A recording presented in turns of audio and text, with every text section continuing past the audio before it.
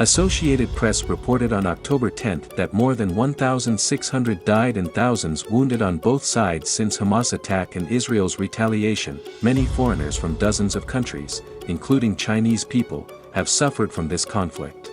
According to Reuters, there is a report that 2 Chinese workers were killed in Steret near the Gaza border.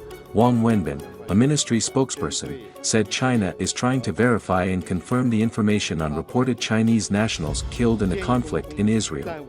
But what did other nations tell their people? France has confirmed that 8 French citizens were killed in Israel and 20 are missing. Thailand has said that 18 Thai citizens were killed, 11 were kidnapped and 9 were injured. Even a small country like Nepal has confirmed that 10 citizens were killed in the conflict.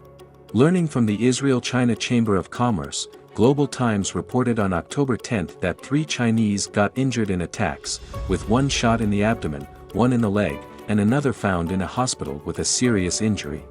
Recently, some Chinese nationals in Israel described their horrific experiences in Israel. Li Min, a worker in Israel, described, "Our house was not blown up, but many apartments next to us were bombed. A house 300 to 400 meters away from ours was blown up." The bombing started at 6 a.m. on Saturday morning. In the early morning of October 7, when Hamas attacked Israel with rockets and drones, Li Min, who worked in the southern Israeli city of Ashkelon, was stunned by the sound of explosions. Li Min said, "It was so hard to keep calm, but when I got home before I could sit down, the air raid alarm was activated again. I have been hiding from the bombs every day since then."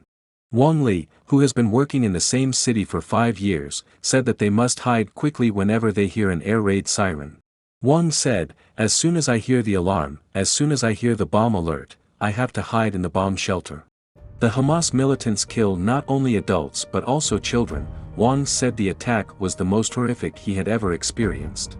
Wang said, "It was so scary, it was all real bullets, and I saw a person, a real live person, standing there and being killed." Local authorities have notified people that they should be careful about their safety. Besides, people should keep at least 72 hours of dry food so that they can move at any time. However, Wang said that despite the war, the supermarkets are still open during the day, so people can still go to the supermarket to buy things. The first time Zhang Yu, a Chinese woman working in Tel Aviv in the tourism industry, was awakened by an air raid alarm at about 6:30 a.m. on October 7 morning. She could not figure out what it was and fell back to sleep. She was dragged by her roommate to a safe room after being woken up for the second time and seeing her roommate running out of the room they lived in. Zhang asked her roommate, "What happened?" and she was told rockets were attacking. "Some windows connect to the outside in our safe room, so we can still hear the sound and feel the shockwave when a rocket explodes in nearby space." According to Zhang, it was the first time she had encountered a real war in life, and she felt very nervous when hiding in the safe room. She said she could not help worrying that the room would be safe enough to protect them from the rockets and whether the situation would continue to worsen. The Israelis in the safe room hugged Zhang and comforted her, but Zhang noticed many were also nervous. Although they are not strange to wars, the scale of this time's attack is also a never-before-seen type to many of them. Zhang said, "My roommate, who is an Israeli local, kept rubbing her neck and arms and even scratched some skin off." Su Wen and his 3 workmates were much more directly involved in the conflict. Su told the Beijing News that he and his workmates were attacked by unidentified armed individuals on a road in Ashkelon, Israel, on October 7. The vehicle was hit by more than 10 bullets, and 1 Chinese worker in the back seat was shot. Su and the other 2 workmates managed to escape and arrived in Tel Aviv with the assistance of the Israeli military. The injured worker is currently receiving treatment in the hospital and is out of danger.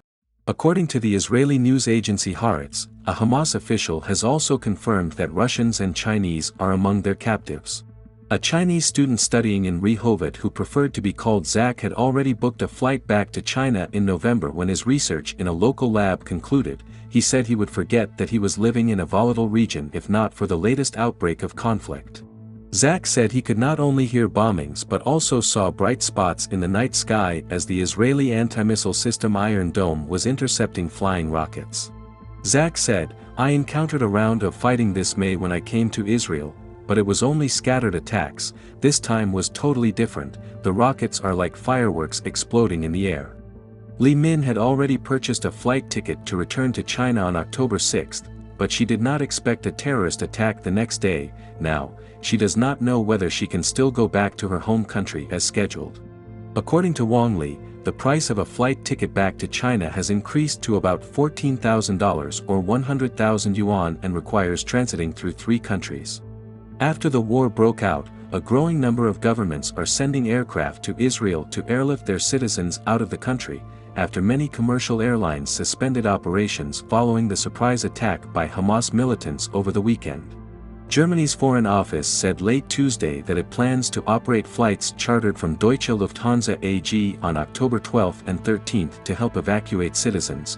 Air France is sending a Boeing Co 777-300 with 381 seats to Tel Aviv on October 12 to pick up French nationals in a single-day turnaround flight. Swiss would fly to Tel Aviv on October 11 with an aircraft offering 215 seats, returning on the same day. Already on October 8, Poland sent 2 Hercules military transport planes to evacuate citizens from Israel, with another Boeing aircraft following later that day to retrieve more people.